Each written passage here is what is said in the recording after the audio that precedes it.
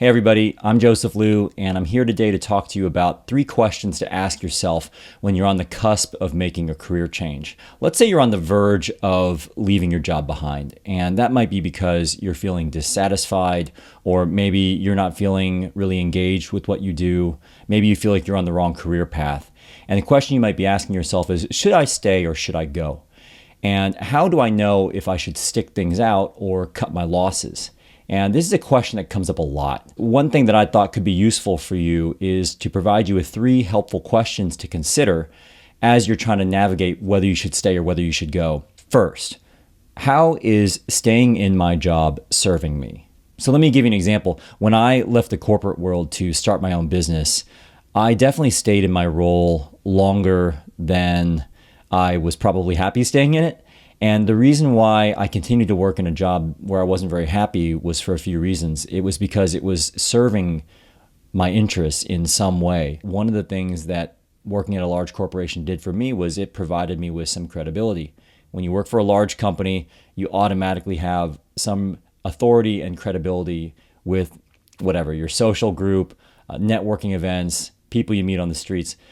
And that credibility was keeping me in my job. Another thing it did was it allowed me to maintain my investment. I had invested a lot of time pursuing an MBA to land a good job in a good company, and I'd come this far, and I didn't want to give that up. Okay, so those are a couple reasons why I stayed in that job longer. And another one that I hear a lot is money.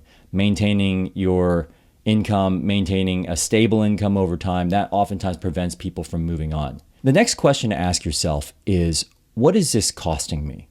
Because while staying in your job is serving you in some way, it's also costing you something. So for example, maybe you're working for a great organization and that gives you a lot of credibility, but your personal relationships are being compromised because you don't have time to spend with the people you care about. Or maybe you want to maintain that stable income, but you're compromising your health because you never have time to go work out or take care of your body.